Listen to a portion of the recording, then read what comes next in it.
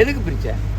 தெலுங்குக்கு ஒரு மாநிலம், கேரளாவுக்கு மலையாளிக்கு ஒரு மாநிலம், பீகாரிக்கு ஒரு மாநிலம், குஜராத்திக்கு ஒரு மாநிலம், எதுக்கு பிரிச்சாங்க? இது ஏன் நாடு, என் மொழி தமிழ், நான் தமிழ்னு பேசுகிறது தமிழ் சாவனிசம்னா, ஹிந்தி படிங்கிறது ஹிந்தி சாவனிசம் இல்லையா? சமஸ்கிருதம் படிங்கிறது சமஸ்கிருத சாவனிசம் இல்லையா?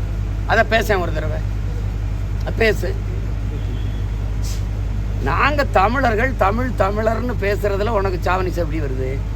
எப்படி வருது? அப்போ பிரதமர் மோடி உலக மொழிகளின் தொன்மையை தமிழிலிருந்து அறியலாம், உலக மொழிகளின் மூத்த மொழி தமிழ், அது எங்கள் நாட்டில் இருப்பது பெருமைங்கிறாரு, அது தமிழ் சாவனிசம் தானே? இந்திய மொழிகளின் தொன்மையை தமிழிலிருந்து அறியலாம்ங்கிறாரு, அது தமிழ் சாவனிசம் தானே? முதல்ல ஓன் தாய்மொழி எது?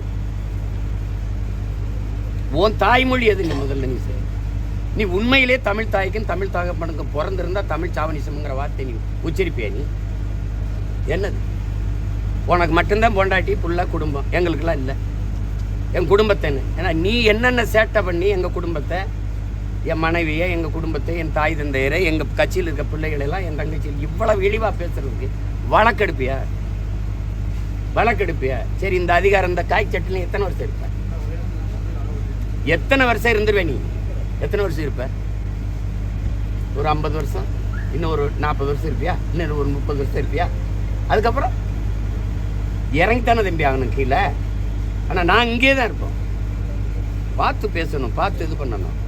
இவ்வளோ பேர் சரி, பிரதமர், உள்துறை அமைச்சர் எல்லாம் தொடங்கி வச்ச விருதில் எல்லாரும் பேசுனது வராமல் நீ பேசுறது மட்டும் வெளியில் வருது எப்படி?